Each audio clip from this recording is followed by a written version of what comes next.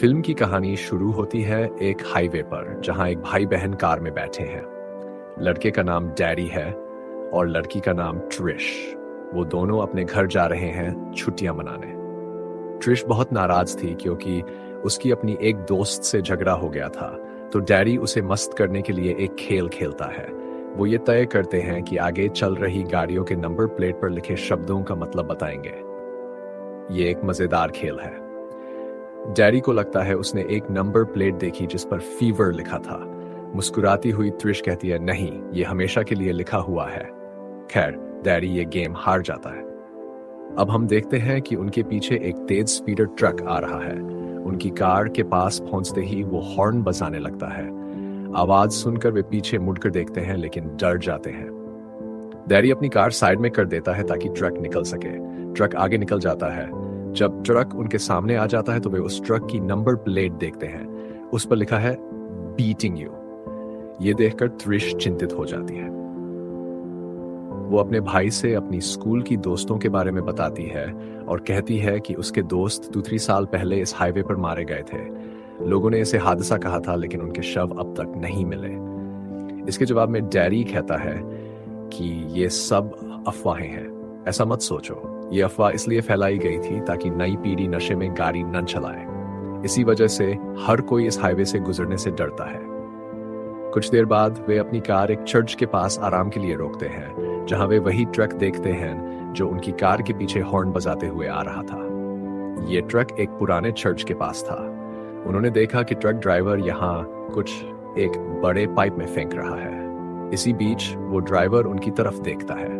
दोनों भाई बहन डर के मारे तुरंत अपनी कार लेकर वहां से भाग जाते हैं, लेकिन वही ट्रक उसी वक्त उनका पीछा करता है। त्रिश बहुत डर गई है और पुलिस से संपर्क करने की कोशिश करती है, लेकिन मोबाइल की बैटरी बहुत कम है, पुलिस से कॉल नहीं कर पाती और उनकी कार में चार्जिंग पॉइंट भी नहीं है। ट्रक उनकी पीछा करता हुआ बहुत तेजी से उनके करीब आ जाता है। पास आते ही वह कार से टकराता है और उनकी कार हाईवे के खेत की तरफ मुड़ जाती है, लेकिन उन्हें कोई नुकसान नहीं होता। उनकी कार खराब हो गई है। डैडी अपने टूटे हुए कार के हुड को कपड़े के टुकड़े से बांधकर ठीक करता है। फिर डैडी अपनी बहन ट्रिश से कहता है कि हमें वापस उस पुराने चर्च जाना चाहिए ताकि मामला पता चल सके। ट्रिश गुस्से में कहती है, क्या तुम्हें पागलपन हो गया है? हम ऐसा रिस्क नहीं ले सकते। हमें तो अगले शहर जाना चाहिए, यही हमारा सफर है। अगले शहर पहुंचकर हम पुलिस को रिपोर्ट करेंगे। लेकिन डैडी कहता है, क्या तुम उस पागल ड्राइवर के बारे में जानना नहीं चाहते और उसने हमारी कार क्यों मारी? आखिरकार वो अपनी बहन को मनाने में कामयाब हो जाता है। अब वो फिर से उस पुराने चर्च के पास लौट आए हैं। वहां उन्हें एक बड़ा पाइप भी दिखता है और वे उसकी ओर बढ़ते हैं। ये एक गोल पाइप है जो जमीन के अंदर जाता है। वहां से एक बदबू आ रही है। वे अंदर झांकते हैं लेकिन कुछ दिखता नहीं। जब वे वापस लौट रहे होते हैं तो किसी की चीख सुनाई देती है। ये सुनकर डैडी अपनी बहन से कार से टॉर्च लाने को कहता है और वो पाइप में घुसने का मन बनाता है। वहीं त्रिश उसे छोड़ देने की सलाह देती है। डैडी उस पाइप के पास गया। वो जानना चाहता था कि ये आवाजें किसकी हैं। उसने अपनी बहन से कहा कि उसके पैर पकड़ रखे जब वो आगे बढ़े। डैडी का चेहरा पाइप के अंदर था और ट्रिश ने पीछे से उसके पैर पकड़ रखे थे। तभी चूहे वहां दिखाई दिए। डैडी उन्हें देखकर चिल्लाया। उसकी चिल्लाहट से उसकी बहन डर गई और ट्रिश का पकड़ छूट गया। इस वजह से डैडी पाइप से गिर गया। उसकी बहन ऊपर से कई बार उसे पुकारती रही। डैडी को उसकी आवाज सुनाई दी और उसकी होश वापस आ गए। अब वो खतरे में नहीं था। वो अपनी बहन से कहता है, मैं बिल्कुल सही हूं। इसी बीच डैडी को एक मरा हुआ शरीर कपड़े में लिपटा हुआ दिखता है। वो डरते हुए उसके पास जाता है। जैसे ही वो करीब पहुंचता है, वो मरा हुआ शरीर उस पकड़ लेता है। इससे वो डर जाता है। फिर भी उसने हिम्मत दिखाते हुए उसके माथे से कपड़ा हटा दिया। एक छोटा लड़का अपने पेट की तरफ इशारा कर कुछ बताने की कोशिश कर रहा है। जब डैडी उसके पेट से कपड़ा हटाता है तो वो जोर से चिल्लाता है क्योंकि पेट पर कपड़ा कसकर बंधा हुआ था। यहां पता चलता है कि ट्रक ड्राइवर ने उसके कई अंग निकाल दिए थे और बाद में उन्हें सिल दिया था। वरना वो लड़का कुछ बोलने की कोशिश कर रहा था और डैडी भी सुनने की कोशिश कर रहा था, लेकिन वो लड़का वहीं जगह पर मर चुका था। डैडी बहुत डरा हुआ था और उसकी बहन जो पाइप के ऊपर वाली जगह पर थी, उसने किसी भी हाल में किसी राहगीर से मदद लाने को कहा और डैडी बेसमेंट से बाहर निकलने का रास्ता ढूंढने लगा। ऊपर जाने वाले रास्ते पर उसने कई चीजें देखी, जैसे पुराने हथियार, सुई धागा जो जानवरों और इंसानों को सिलने के काम आता था, और वहां मकड़ी के जाले भी पूरे जगह फैले हुए थे। चलते चलते उसके जूते की फीते खुल गईं। पानी की तरह तरल बूंदें उसके जूतों पर टपक रही थीं जब वह घुटने टेककर अपने जूते के फीते बांध रहा था। और जब उसने छत की तरफ देखा तो वहां कई लाशें दिखीं। ये लाशें गिनती के बाहर थीं। उसने वो लाशें भी देखी जिनके बारे में उसकी बहन ने कार में यात्रा करते वक्त बताया था, क्योंकि उसकी बहन के दोस्त 20 साल पहले उसी हाईवे पर लापता हो गए थे। और एक और अजीब बात यह थी कि सारी लाशें धागा और सुई से एक दूसरे से सिल दी गई थी और सारी लाशें छत पर चिपकी हुई थी। अब त्रिश कार के पास बाहर है किसी की मदद के लिए। वो दूर से एक ट्रक आता देखती है। वो डर जाती है और कार में बैठकर गियर की मदद से कार स्टार्ट करने लगती है, लेकिन उसकी कार का गियर फंसा हुआ होता है, इसलिए वो कार स्टार्ट नहीं कर पाती। जैसे ही ट्रक उसके पास से गुजरता है, उसे आराम मिलता है क्योंकि वो दूसरा ट्रक था। वैसे भी डैडी बेसमेंट से बाहर आता है। ट्रिश डैडी के अचानक आने से डर जाती है। अब दोनों अगले शहर के लिए निकलते हैं। फिर ट्रिश पूछती है, तुमने बेसमेंट में क्या देखा? उसका भाई घबराया हुआ है। वो कहता है, तुम्हारे दोस्तों की वो कहानी सच थी जिनके बारे में तुम बात कर रही थी। उनकी जान बड़ी बेरहमी से चली गई। खैर, रास्ते में चलते चलते वे एक रेस्टोरेंट के पास पहुंचते हैं। ट्रक से उतरते ही वे देखते हैं कि वृक जो उसी चर्च की तरफ जा रहा है। दोनों रेस्टोरेंट में दाखिल होते हैं। त्रिश रेस्टोरेंट के मालिक से कहती है, क्या मैं आपका मोबाइल इस्तेमाल करके पुलिस को कॉल कर सकती हूँ? साथ ही वह अपने भाई को हिम्मत भी देती है, डर मत, सब ठीक हो जाएगा। वे अभी बातचीत कर रहे होते हैं कि उनके पास रखा फोन बजने लगता है।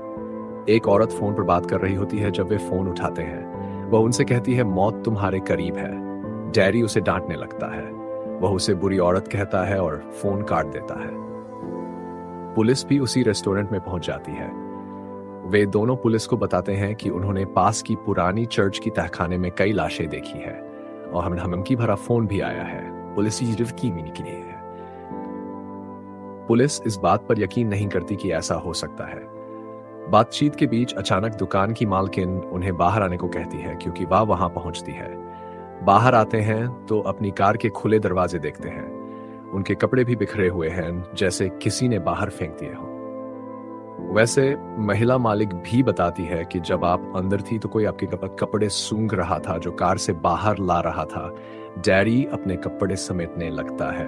वह पुलिस वालों से अपनी कार की जांच करने को कहता है। जैसे ही पुलिस वाले कार की जांच करते हैं, दरवाजे के हैंडल पर पंजों के निशान दिखते हैं। इसी बीच त्रिश को कुछ उड़ता हुआ आवाज सुनाई देता है। उसे ऐसा भी लगता है जैसे कोई उसे निहार रहा हो। संदेह करते हुए पुलिस भी उनके साथ उस चर्च की ओर चल पड़ी। वे सभी कार में सफर कर रहे थे। चलाते समय हमें पुलिस की कार में कुछ बैठा हुआ दिखाई दिया और पुलिस को कार की छत से भी कोई आवाज सुनाई दी। महिला पुलिस ने कार की खिड़की खोली ये देखने के लिए कि कार की छत पर क्या है। जैसे ही वह बाहर झुकती है, कोई चीज ऊपर से उसे खींच लेती है। पुलिस वाला अपनी साथी को बचाने ही वाला था कि कार की छत से एक हाथ निकला और उसे ऊपर की ओर खींचते हुए छत फाड़ दी। वह अपना कुल्हाड़ी लेकर हमला करता है और उसे मार देता है। कुछ चीज भाई बहन की कार पर गिरती है, जिससे वे डर जाते हैं। वे अपनी कार रोककर जांचने लगते हैं। वे पुलिस की टूटी हुई कार देखते हैं और जो चीज उनकी कार पर गिरी थी वह कुछ नहीं बल्कि एक पुलिस वाले का कट हुआ सिर था। वो कातिल पुलिस की कार से बाहर निकलता है क्योंकि दरवाजा खुला हुआ था। बाहर आते ही वह उस कटे हुए सिर को उठाता है और उसे अपने मुंह के पास लेकर सूंघने लगता है। ये देखकर डैडी की रूह कांप जाती है। वो फिर से डर के मारे कांप उठता है और दोनों बिना सोचे समझे कार में बैठकर भागते हैं। त्रिश इतनी तेजी से गाड़ी चला रही है कि डैडी उसे घबराकर चिल्लाता है, धीरे चला, इतनी रफ्तार ठीक नहीं है। रास्ते में उन्हें एक पुराना सा घर दिखता है। वे कार रोकते हैं मदद के लिए। दरवाजा खोलती है एक बूढ़ी महिला, चेहरे पर हैरानी। वो पूछती है, तुम लोग कौन हो? त्रिश जवाब देती है, हम पुलिस से संपर्क करना चाहते हैं, क्या हम आपका फोन इस्तेमाल कर सकते हैं? बूढ़ी औरत के पास है कई बिल्लियां, लेकिन तभी लाइट चली जाती है, चारों तरफ अंधेरा। बूढ़ी औरत डरते हुए पूछती है, क्या तुम दोनों के साथ कोई और भी है? जैसे ही वो ये कहती है, दोनों भाई बहन की नजरें घूमती हैं और सामने एक खेत में खड़ा पुतला दिखता है, लेकिन वो कोई आम पुतला नहीं था। अचानक बूढ़ी औरत अपने घर से बंदूक निकालती है और गोली चलाती है, क्योंकि वो पुतले को पहचानती नहीं है। जैसे ही वह गोली चलाती है, पुतला उछलकर छत पर आ जाता है, फिर छत से कूदकर वह सीधा उनके घर में घुस जाता है। बूढ़ी औरत अपनी प्यारी बिल्लियों को बचाने के लिए दौड़ती है अंदर, और फिर एक गोली चलने की तेज आवाज गूंजती है। कुछ पल बाद दरवाजे की तरफ लड़खड़ाते हुए आती है वही बूढ़ी औरत, लेकिन अब वो मरी हुई है और उसके पीछे खड़ा है वो खून खराबा करने वाला राक्षस। अब पहली बार हमें उस मांसाहारी राक्षस की झलक मिलती है। भयानक चेहरा, लाल आंखें और परों वाले शरीर के साथ डैडी और त्रिश डरकर कार की तरफ भागते हैं। वे कार स्टार्ट करते हैं, लेकिन गियर फंस गया है। तभी वो जानवर कार के हुड पर कूद जाता है। त्रिश हिम्मत करके रिवर्स मारती है, कार पीछे जाती है और वो राक्षस अब सीधा उनकी कार के सामने आ खड़ा होता है। लेकिन त्रिश अब डर नहीं रही। वो गियर लगाती है और इस बार गाड़ी पूरी रफ्तार से चलती है। धड़ाम! गाड़ी राक्षस से टकराती है, वो गिरता है लहूलुहान, लेकिन त्रिश रुकती नहीं, गाड़ी को बार बार उस पर चढ़ा देती है। गुस्से में, जुनून में डैडी चिल्लाता है, बस कर, रुक जा। पर त्रिश तब तक नहीं रुकती जब तक उसे यकीन नहीं हो जाता कि वो मरा है पूरी तरह। इसके बाद दोनों पास के पुलिस थाने जाते हैं, अपने घर फोन करके परिवार को झूठी तसल्ली देते हैं, हम ठीक हैं, चिंता मत करो। लेकिन डैडी की नजर जाती है थाने में लगी लापता लोगों की तस्वीरों पर। कई सालों से यहां लोग गायब हो रहे हैं। फिर अचानक एक अजीब सी औरत थाने में आती है। वो दोनों को उनके नाम से पुकारती है। डैडी और त्रिश हैरान, ये हमारे नाम कैसे जानती है? वो कहती है, मैं एक भविष्यवक्ता हूं और आप दोनों खतरे में हैं। अब यहां आता है ट्विस्ट। उसे सपने आते हैं जिनमें वो देखती है कि उस आदमी के साथ क्या होने वाला है। और इतना ही नहीं, वो ये भी बताती है कि एक मांसाहारी जानवर है, कोई साधारण इंसान नहीं। वो 23 साल बाद जागता है, यानी पूरे 23 साल बाद। और ये कोई आम जानवर नहीं, ये खतरनाक है। ये इंसानों का भेष बदलकर शक से बचने के लिए इधर उधर घूमता है। अब सीन कट होता है। एक ट्रेन जिसमें जानवरों के कातिल बंद है पुलिस स्टेशन के सामने रुकती है। जैसे ही वो पुलिस स्टेशन से बाहर निकलता है, सारी लाइट्स बंद कर दी जाती है। एक गार्ड पुलिस चौकी पर हजार्ड लाइट्स चालू करता है। इसी बीच एक दूसरा अधिकारी कैदियों की जांच करने पुलिस मुख्यालय पहुंचता है। जांच के दौरान एक दूसरा हमलावर एक जेल में उसी राक्षस को पकड़ लेता है जो एक कैदी को जोर जोर से खा रहा होता है। वो पुलिस अधिकारी उस जानवर पर गोली चलाता है, लेकिन कुछ असर नहीं होता। अब दूसरी तरफ फिर वही औरत दिखती है। वो कहती है, मैंने सपना देखा है कि तुम में से कोई चिल्ला रहा था। और फिर कहती है, तुम में से एक मर जाएगा। वो महिला उन्हें अपने साथ चलने को कहती है और तीनों यहां से भागते हुए नजर आते हैं। दूसरी ओर पुलिस फोर्स पहुंचती है। कई पुलिस वाले बेसमेंट चेक करने आते हैं कि पुलिस स्टेशन में क्या घुसा है। फिर वे अपना एक साथी भेजते हैं जांच करने के लिए। जब वो आगे बढ़ता है, उस पुलिस वाले पर कैनिबल हमला कर देता है और उसका दिल निकालकर आगे बढ़ जाता है। अब वही राक्षस कैनिबल उस कमरे में दाखिल होता है जहां त्रिश और डैडी हैं। वो उन पर हमला करता है। सबसे पहले वो उस औरत को सूंघता है, उसे पकड़ने की कोशिश करता है, लेकिन मारता नहीं। तो वो औरत को छोड़कर अब भाई बहन को पकड़ने लगता है। त्रिश अपने आईने में अपनी परछाई देख रही होती है, लेकिन आईने के दूसरी तरफ वो दानव मौजूद होता है। अब सवाल उठता है, कौन उसे सूंघ रहा है? और तभी वो दानव त्रिश को छोड़कर डैडी को पकड़ लेता है। वो त्रिश को कोई नुकसान नहीं पहुंचाता। अब त्रिश उस दानव से गिड़गिड़ाकर कहती है, मेरे भाई को छोड़ दो, तुम मुझे ले सकते हो। तभी वो दानव उसकी तरफ घूरने लगता है, लेकिन खिड़की से कूदते हुए उड़ जाता है और डैडी उसकी पंजों में फंसा होता है। त्रिश उसे दूर जाते हुए देखती है और पीछे दौड़ती है ताकि उसे बचा सके, लेकिन वो जानवर उसे लेकर ऊंचाई पर उड़ जाता है और त्रिश कुछ भी नहीं कर पाती।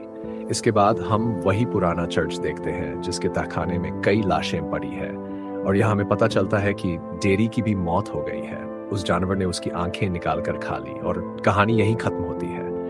यही थी आज की खौफनाक कहानी, एक ऐसे दानव की जो इंसानों की शक्ल में घूमता है, वो 3 साल बाद जागता है। अगर आपको ये कहानी पसंद आई हो तो वीडियो को लाइक करें और ऐसे ही हॉरर स्टोरीज के लिए चैनल को सब्सक्राइब करें। मैं मिलता हूं अगली कहानी में।